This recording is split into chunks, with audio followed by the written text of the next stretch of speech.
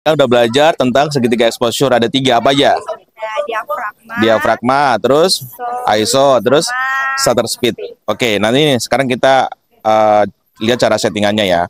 Pertama, karena ini kita fotonya di outdoor, ini kan cahayanya banyak banget nih, ya kan? Maka kita bisa menggunakan ISO yang rendah, ya.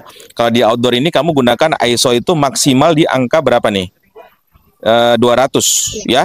Tapi karena ini terang banget, siang bolong, kamu bisa pakai yang paling kecil di angka 100. Ingat, semakin kecil ISO yang kita gunakan, maka gambar yang dihasilkan semakin tajam. Ya kan? Paham sampai di sini? Ini kasusnya outdoor ya. Kemudian diafragmanya. Kamu kan maunya efeknya bokeh ya. Karena kamu fotonya kan botol kecil itu, belakangnya maunya bokeh. Berarti kamu menggunakan diafragma yang angkanya kecil atau diafragma besar. Jadi kita bisa gunakan di 1,8 misalkan maksimalnya, ya.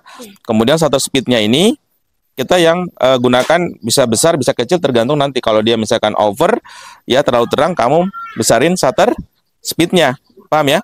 Tapi kalau dia under, berarti kecilin shutter speednya. Kita coba dulu ya. Tapi sebelumnya nih, kamu harus tahu ini dulu deh. Di sini ada namanya settingan area fokus ya. Biar fokusnya tuh nggak lari. Nah, biasanya kalau untuk objek-objek yang statis ini, kamu pakai ini. Nah, ini ada namanya manual, ya.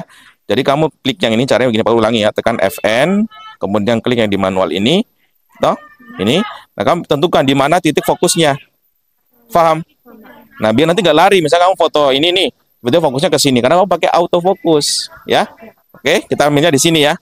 Atau kalau misalnya di tengah, silakan kasih ke tengah. Jadi ketika kamu bidik begini, misalkan yang kita ambil, perhatikan, coba lihat tuh, fokusnya dia di tengah. Ya, ini bisa digeser-geser fokusnya. Ya, tapi kalau mau geser ya seperti ini, kamu harus set lagi di sini. Mana dia? Fn. Nih, nah ini di set dulu. Mau di mana area fokusnya? Paham? Nah, nih, tapi ini kan over kan? Kalau kita foto hasilnya kan over. Terang banget nih, ya kan? Maka apa yang kita edit? ISO, diafragma atau shutter menurut kalian? ISO-nya mau diapain? Masa mau ditinggiin kan makin terang?